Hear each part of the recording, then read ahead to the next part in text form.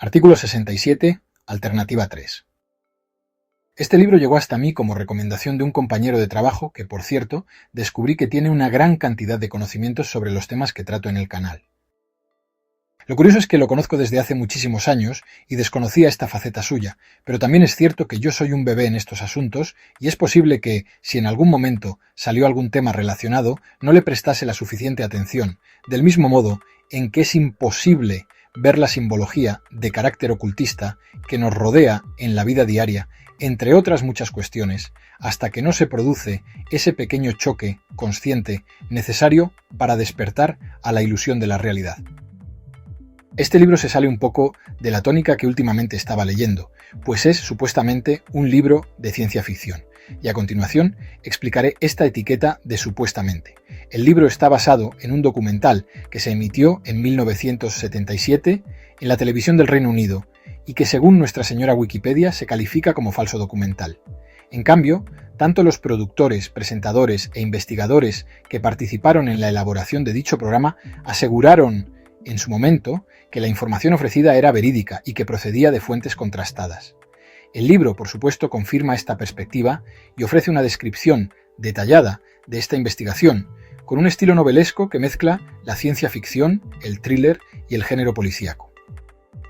Indagando descubrí que el documental se retransmitió en España, 5 años después, en el programa La Puerta del Misterio, presentado por Fernando Jiménez del Oso, protagonista de una de las últimas publicaciones. Dada la información que aborda dicho documental, podemos decir que su emisión causó un gran revuelo mediático en su momento, evocando al que provocó la retransmisión, por radio, de la Guerra de los Mundos en Estados Unidos en el año 1938, serie dirigida y narrada por Orson Welles.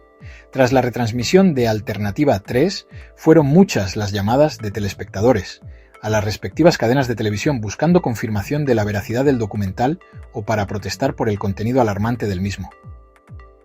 El revuelo fue tal que muchos periódicos de la época se hicieron eco en días posteriores, algunos para desmentir categóricamente todo como una broma de mal gusto, pero hubo también algunos columnistas de reputación reconocida que dejaron abierta la posibilidad de su autenticidad. Este contexto es lo que hace especial y genuino a Alternativa 3, pero he de reconocer que también el contenido del libro ofrece informaciones curiosas y en algunos casos premonitorias de sucesos posteriores al año de su retransmisión como documental y de su publicación como libro, 1977 y 1978, respectivamente. Para mi particular investigación, el punto más importante que se describe en Alternativa 3 es, sin lugar a dudas, que se destapa que la supuesta carrera espacial entre Estados Unidos y la extinta Unión Soviética fue, sencillamente, una farsa, una actuación representada ante la opinión pública, cuando la realidad es que ambos países estaban colaborando entre bambalinas desde el comienzo de la misma. Y esto es importantísimo para salir de la ilusión de la realidad en la que vivimos, sumergidos, por ejemplo, actualmente, con la guerra de Ucrania, donde se está representando un supuesto enfrentamiento, una vez más, entre Rusia y la OTAN, a la cabeza de la cual está, cómo no, Estados Unidos. No quiero decir con esto que la guerra de Ucrania no sea real o que no estén muriendo realmente personas inocentes de manera colateral. Lo que estoy tratando de explicar es que tanto Rusia como Estados Unidos, la OTAN y Ucrania están representando un falso enfrentamiento entre países y organizaciones mundiales, siendo dirigidos por estas élites o arquitectos de El Plan que ya he mencionado en publicaciones anteriores. Los líderes de estos gobiernos serían actores, representando sus respectivos papeles ante las cámaras, leyendo y actuando en función de los respectivos guiones que los programadores han escrito para cada uno de ellos. Imagínense que ustedes son Truman y estos presidentes de los gobiernos, los actores que han puesto en el escenario de su vida, y hasta que ustedes no tengan la certeza de que este engaño es real, hasta que no llegue ese choque consciente necesario para despertar a la ilusión de la realidad, seguirán siendo protagonistas del espectáculo, y este, si llega, será solo el primer paso de un largo camino hacia la búsqueda de la verdad. Todo, absolutamente todo, es mentira bajo mi punto de vista, y su finalidad es mantener a la población mundial en un estado de miedo perpetuo y, por supuesto, para implementar los cambios de paradigmas y arquetipos diseñados por los programadores de la Matrix en los diversos ámbitos de nuestros respectivos países y sociedades, conforme convenga al plan.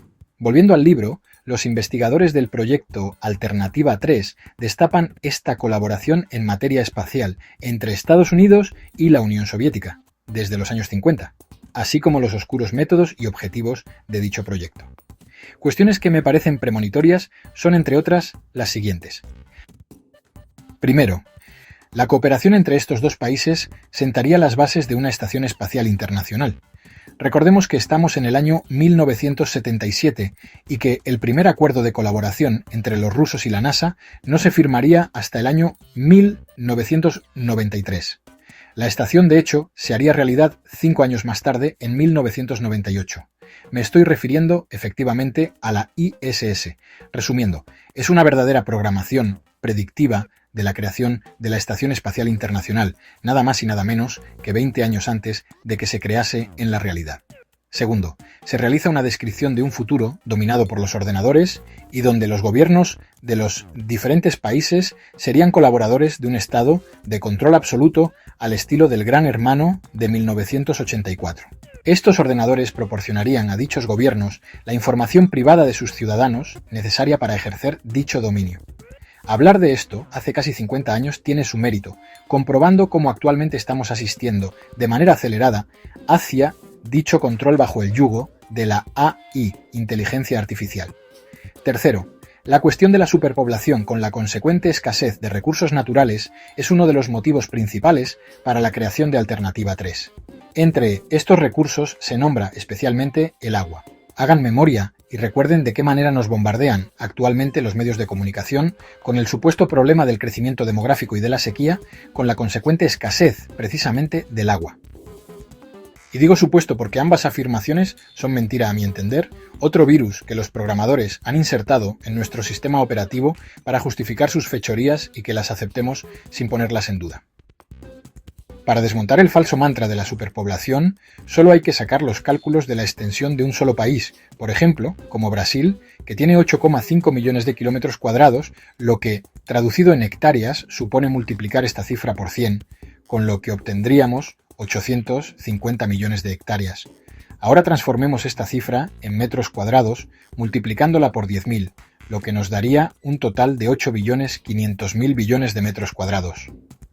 Si dividimos esta cifra entre los 8.000 millones de habitantes que tiene, actualmente, nuestro mundo, resultaría que a cada uno de los habitantes de este planeta nos correspondería un trozo de terreno, en Brasil, de 1.062,5 metros cuadrados.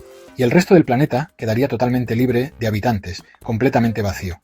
¿Alguno de los presentes me puede explicar, con un argumento convincente, si a esto se le puede llamar superpoblación? Usando la lógica y el sentido común se desmontan las mentiras por muchos argumentos que nos ofrezcan los expertos de bata blanca para defender tamaño disparate con sus cientificismos absurdos y su palabrería técnica. Los motivos reales detrás de la difusión de la mentira de la explosión demográfica y de la escasez de agua son otros, y evidentemente nos los ocultan con falsos y apocalípticos argumentos para que nunca seamos capaces de llegar a la verdad. Este tema lo abordaré en alguna futura publicación con la extensión y la profundidad que se merece. Pero no olviden la siguiente palabra: eugenesia. Cuarto, otro punto de rabiosa actualidad que se describe claramente en este libro es el también falso mantra del efecto invernadero con el consecuente aumento de la temperatura global del planeta, lo que más tarde pasó a llamarse cambio climático en ese ejercicio, que tanto les gusta a los programadores, de tergiversar el lenguaje con sus términos de nueva creación, lo que Orwell denominó, de manera acertadísima, en su magistral obra 1984, como neolengua.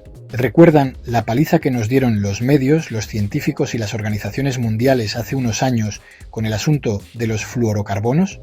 Pues todo esto, junto con el exceso de dióxido de carbono en la atmósfera, está reflejado ya en este libro de 1978, cosa que para mí tiene su mérito, más aún si recordamos que el Club de Roma, germen de dicha teoría, se había fundado apenas 10 años antes.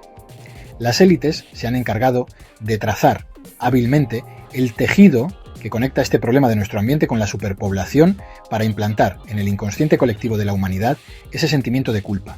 Así es más sencillo manipular las opiniones de miles de millones de personas e imponer sus políticas sin ninguna resistencia.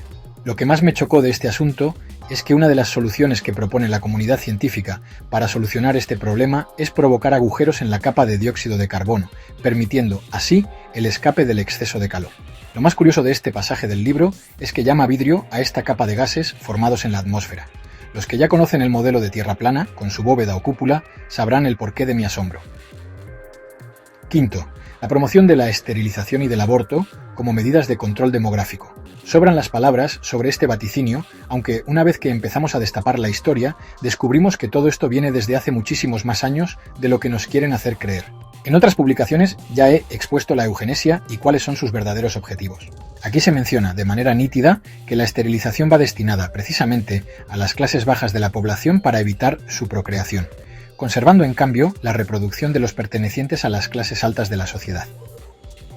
Para finalizar, comentaré que me parece muy interesante el hecho de que uno de los objetivos prioritarios del proyecto Alternativa 3 sea crear una remesa de seres humanos esclavos a los que se les priva de sus facultades mentales para transformarlos en robots mediante cirugía y programas de control mental que recuerdan muchísimo a proyectos como MK Ultra o Monarca.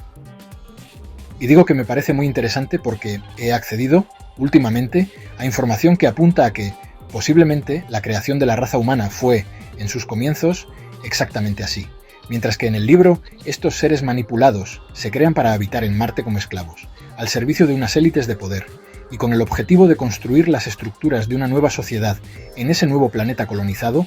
Así nosotros quizá fuimos creados, en su momento, como esclavos para realizar exactamente lo mismo, en este planeta de nombre Tierra. Y comprobando cuál es la realidad que nos rodea en este mundo, no parece en absoluto una teoría descabellada. Ustedes deciden, ¿es el argumento de Alternativa 3 ficción o realidad? Bibliografía: Alternativa 3, de Leslie Watkins, David Ambrose y Christopher Miles. Editorial Martínez Roca. Año 1986.